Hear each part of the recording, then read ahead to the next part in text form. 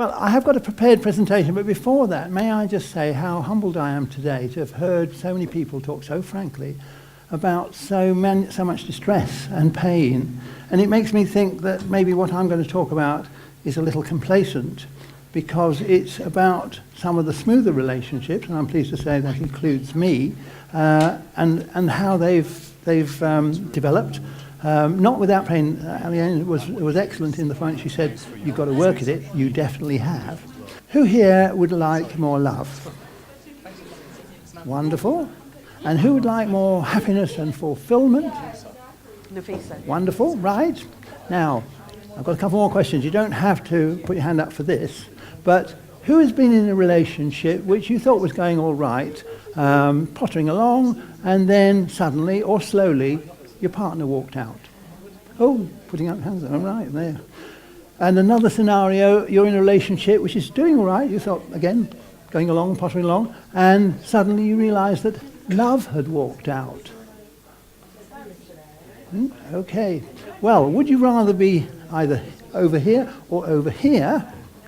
Now, imagine you meet someone who shares your values and principles, who brings laughter and liveliness into your life and companionship, and above all give you that wonderful feeling of being loved.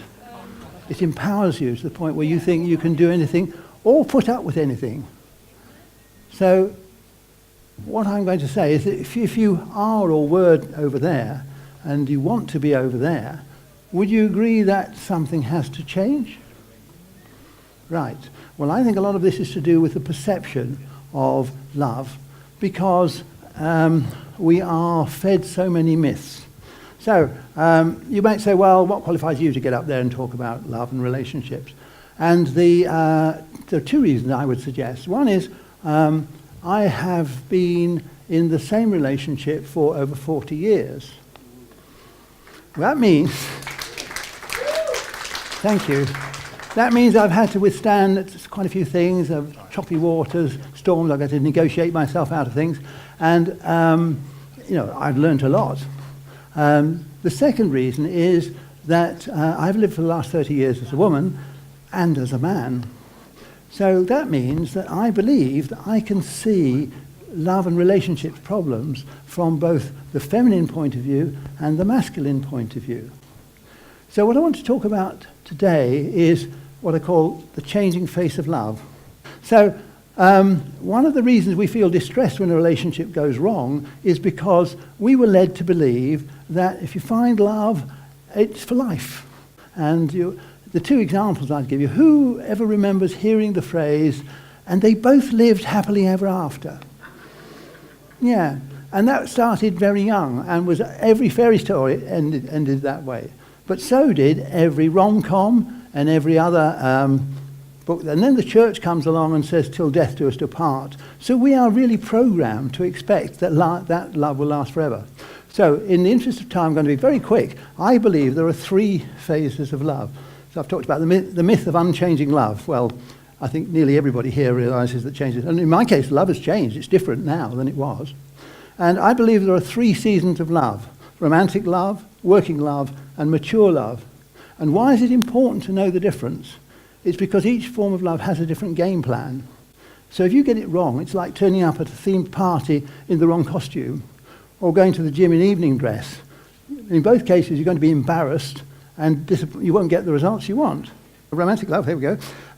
This is the one that sweeps us along. I've heard the phrase, comes unbidden and will not be denied. So it happens usually quite randomly at first, but then most couples, well, no, I'm not saying most couples, but let's say you don't have to worry too much, because it's like being swept along a river by a hidden current in a small boat, and it's wonderful. But unfortunately, it doesn't last.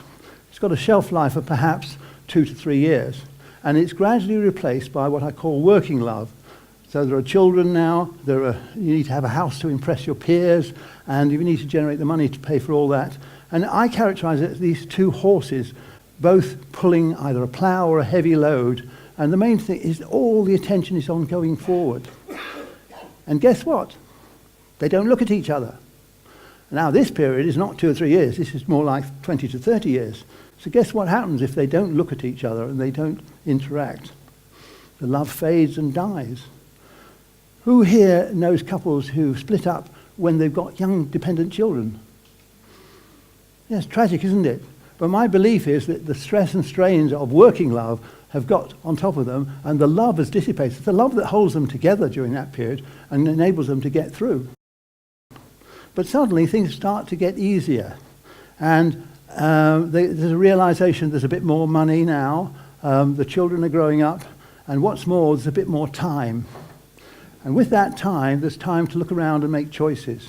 And one of the things that one does is look at the partner and say, who are you?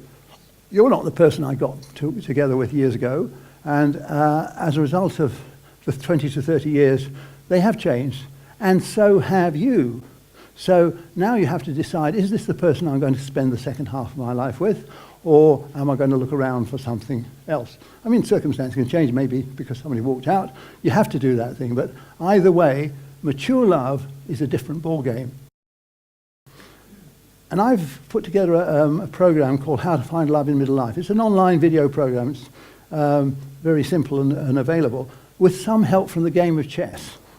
So those of you who've played chess will know that along the back line of the team, there are 4 men and 1 woman. The woman is, of course, the queen, and she is the most powerful player on the board. And the 4 men are different characters. They have different behavior patterns. And interesting enough, when I was doing this, I found that the 4 types of men in chess resemble amazingly the 4 types of midlife men that midlife women are likely to be encountering. What's important really is that the woman, unusually and certainly different from the early stages, has got to take control. She's got to, I use this analogy here, she's got to take control while she susses out these men, because the sad news is these 4 types of men, none of them are perfect, but they're all charming and persuasive. So it's vital that the woman takes her time, A, to suss them out, and B, to negotiate the kind of relationship she wants with them and get their agreement before she, if you like, opens her legs.